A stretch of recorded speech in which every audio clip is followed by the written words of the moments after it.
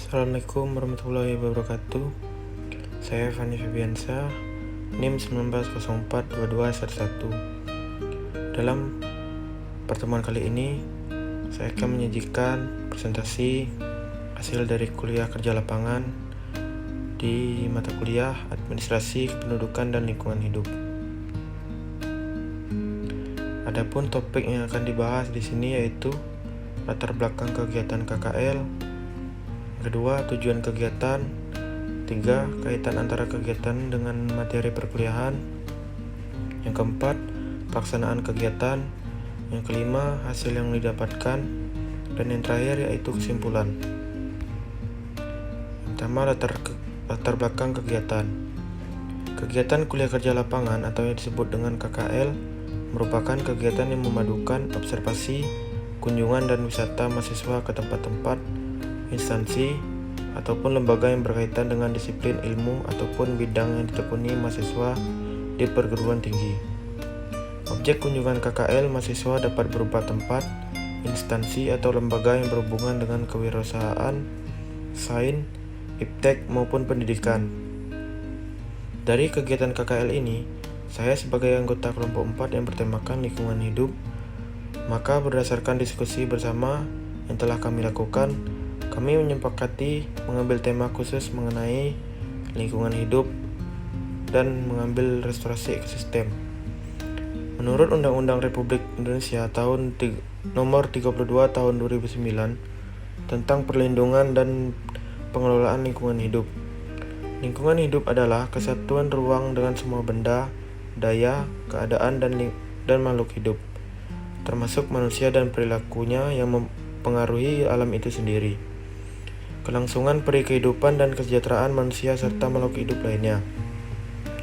Lingkungan hidup adalah segala sesuatu yang ada di sekitar manusia dan berhubungan timbal balik.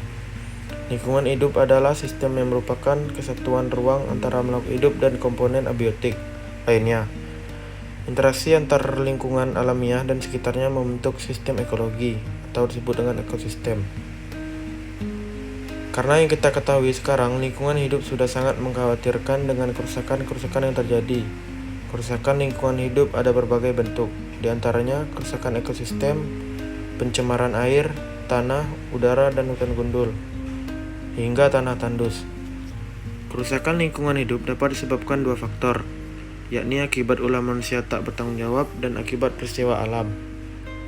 Oleh sebab itu, kelompok kami dengan tema lingkungan hidup memilih untuk melakukan restorasi ekosistem.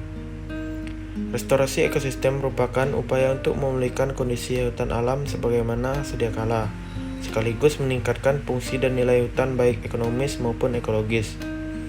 Restorasi ekosistem sendiri adalah upaya pengambilan unsur hayati, flora dan fauna, dan non-hayati suatu kawasan kepada jenis aslinya berikut keseimbangan hayati dan ekosistemnya.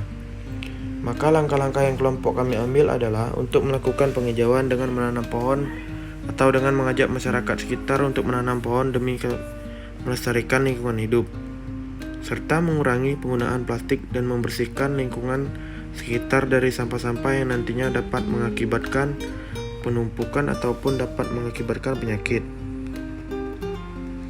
Adapun tujuan kegiatan KKL yaitu yang pertama, menghijaukan kembali lingkungan yang telah rusak dan menciptakan lingkungan yang lebih asri, memperindah lingkungan di sekitar.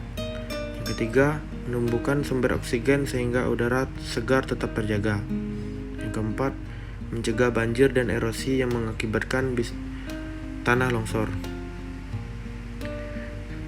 Kaitan antara kegiatan dengan materi perkuliahan. Kegiatan restorasi atau perbaikan ekosistem ini tentunya berkaitan dengan mata kuliah Administrasi Kependudukan dan Lingkungan Hidup, khususnya pada materi perkuliahan di pertemuan 6 mengenai ekologi dan pengelolaan lingkungan hidup. Restorasi ekosistem berdasarkan pengertiannya bermakna sebagai upaya memperbaiki lingkungan yang telah rusak, di mana merupakan salah satu usaha dalam mengelola lingkungan hidup seperti pada materi pertemuan 6. Di mana kegiatan ini bermakna sebagai upaya dalam menjaga lingkungan. Adapun pelaksanaan kegiatan KKL. Tema KKL dari kelompok 4 yaitu restorasi ekosistem. Lokasi KKL yang saya ambil dari desa saya sendiri atau daerah tempat tinggal saya sendiri, yaitu Kabupaten Saralangun, Provinsi Jambi. Hari dan tanggal kegiatan KKL dari minggu pertama itu 29 Oktober sampai dengan 3 November 2021. Dan sampai minggu ketiga yaitu tanggal 6 November sampai dengan 9 November. Hasil yang didapatkan dari kegiatan KKL 2 minggu terakhir yaitu mengenai illegal logging atau penambangan emas ilegal dan penebangan pohon secara liar. Masih banyak ditemukan terjadi kegiatan tersebut karena masih cukup banyaknya mata pencarian masyarakat dari penebangan pohon secara liar dan penambangan emas ilegal. Dan banyak dampak negatif dari kegiatan itu, salah satu utamanya yaitu banjir, rusaknya tanah dan sungai akibat limbah kimia, berkurangnya satwa air dan kurangnya udara segar. Oleh karena itu, dilakukannya adanya restorasi dengan cara penanaman dan merawat pohon serta peran partisipasi masyarakat dan pemerintah daerah sangat dibutuhkan. Untuk pemerintah daerah harus bertindak lebih tegas lagi dalam mengatasi masalah illegal logging atau disebut dengan penambangan emas dan penebangan pohon secara liar tersebut. Untuk penambangan emas boleh dilakukan oleh masyarakat tetapi dengan cara yang alami, seperti mendulang menggunakan tampan, bukan dengan alat eskavator atau mesin.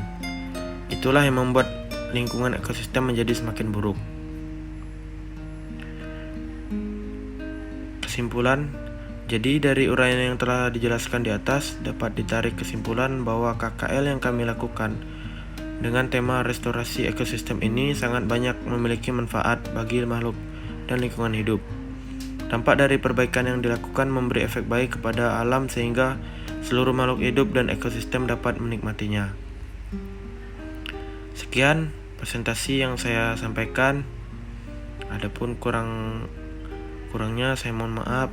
Saya akhiri, wabillahi taufiq wal hidayah. Assalamualaikum warahmatullahi wabarakatuh.